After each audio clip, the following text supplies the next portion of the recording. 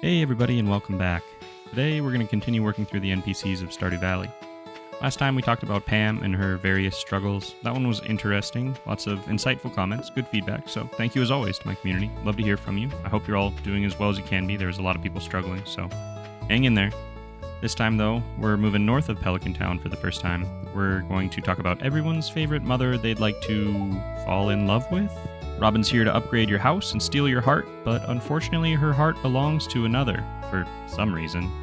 Robin lives atop the mountain north of Pelican Town with her son Sebastian, as well as her husband Demetrius and their daughter Maru.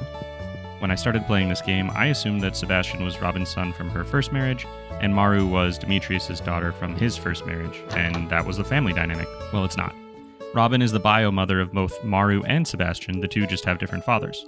It's implied that Robin was previously married, as opposed to just romantically involved with Sebastian's father, by a book in the couple's bedroom titled Maximizing Your Second Marriage. That one could be Demetrius's too, though.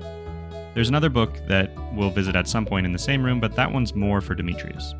So Robin remarried, probably, and we don't know who Sebastian's father is. In fact, I don't believe there are actually really any good clues at all. There sure are a lot of people in this valley with uncertain parentage. I mean, could be the wizard again, but no, let's not go there. I don't have a specific person in mind, but I have a couple of thoughts. Robin tells you that her parents were bewildered when she told them she wanted to be a carpenter, and that they were pretty old-fashioned. I think it's possible that she might have tried to live up to those expectations just the way that you're raised, you know? Maybe marry and do the nuclear family thing, and she realized that she didn't really want that life, and she moved on. Simple as that. She doesn't seem broken up about it or hostile or really seem to carry it with her, so I think it could have just been an amicable split, you know? My favorite theory, though, is that the old mariner was Robin's first husband, not because I believe it, but just because it's fun. There's a line of dialogue during the night market where Robin tells you that the creaking wood is strangely comforting. I've built entire videos off less sound reasoning, so let's go ahead, we'll check that one off as that's canon from now on.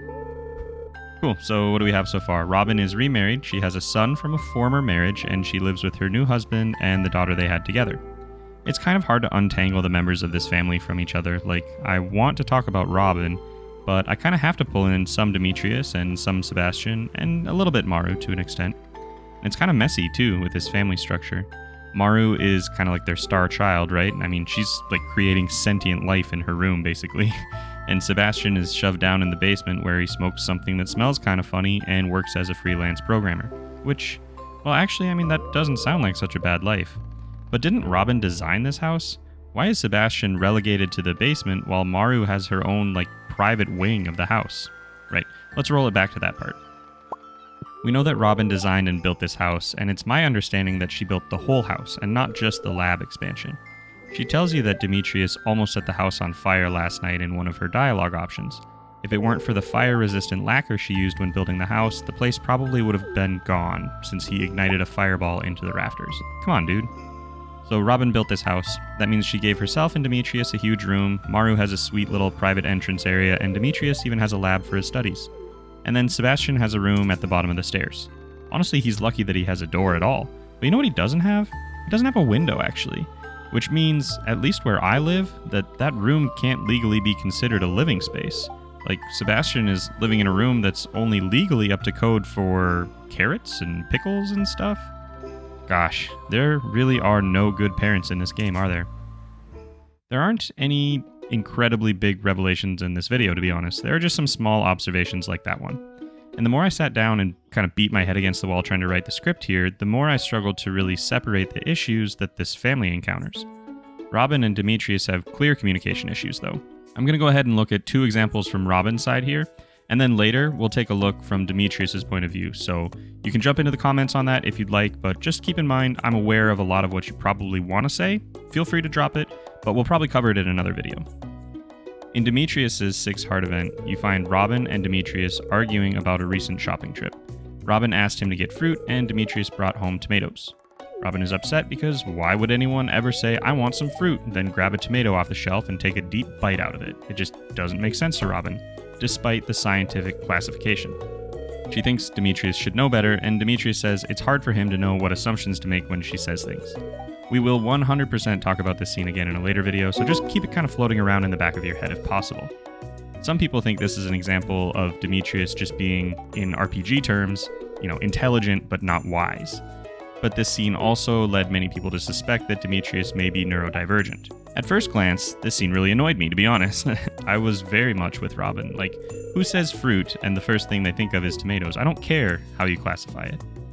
I can dig a little deeper and understand that without context, it might be a mistake one could make, but if your defense is that you don't know what assumptions to make, and you are a literal scientist, why wouldn't you gather more information before making and testing your hypothesis in the first place, at all?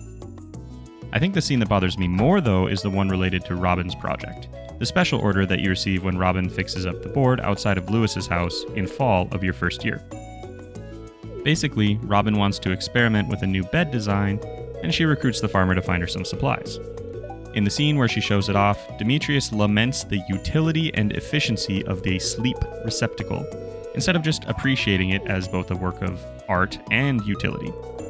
Robin asks if he's being deliberately obtuse to annoy her, and that's where we barge in. Once again, we are forced to choose between Demetrius and Robin's points of view. If we side with Robin, Demetrius mumbles about being in the doghouse and slinks away to his lab. You could argue that Demetrius just has a different focus on utility versus art, and that's fine, but what bothers me more is that Robin has apparently built an entire house for their family, used a special protective solution so that her husband can go wild with his experiments. She says she doesn't know what her husband is working on, but she's obviously still invested in her work to put in that much of her own time and effort. Robin clearly has more experience than Demetrius when it comes to carpentry, and still respects his work in science, so why can't he just take a step back and let her work, instead of interjecting about efficiency models and undermining her expertise in the field in front of their kids? It's just not a very professional thing to do. It bugs me, man. Anyway, we're looking at it from Robin's point of view, like I said, so we'll talk more about why Demetrius might be thinking and saying those things later. But speaking of Robin's expertise in carpentry and woodworking, there are a couple things in this town that could have used the touch of an expert carpenter. There's a broken bridge on the beach that we have to fix up, leading to the tide pools. There's a broken bridge right outside Robin's house, leading to the quarry, that we have to fix up, or pay Joja, or I guess we don't technically fix it, the Chunamos, whatever, it doesn't matter. And there's a dangerous section in the woods where the entire town crosses over a small plank bridge to attend the flower dance every year. I'm sure that gets the adrenaline pumping right before the dance, which is great, but it sure doesn't seem the most accessible, especially for, I don't know, George? There's also the Mouse Hat house, which honestly would probably be a better home for Pam and Penny than the trailer, at least at the start of the game. Plus, it would likely be less expensive than having Robin build an entire house for them. But she won't even do that until you, the player, have completed the Joja Development Form or the Community Center. And speaking of the Community Center, why are we fixing that when the town employs a carpenter who can add an expansion onto our house in a matter of days just by hitting the siding with a hammer? I don't know. What do you think about Robin? I've seen lots of opinions from disturbingly affectionate to dismissive and resentful. I'd love to hear what you think about the carpenter up in the mountains. I think we need to cover Demetrius next, so keep an eye out for that one. I'll be working on it in the near future, and I hope to see you there.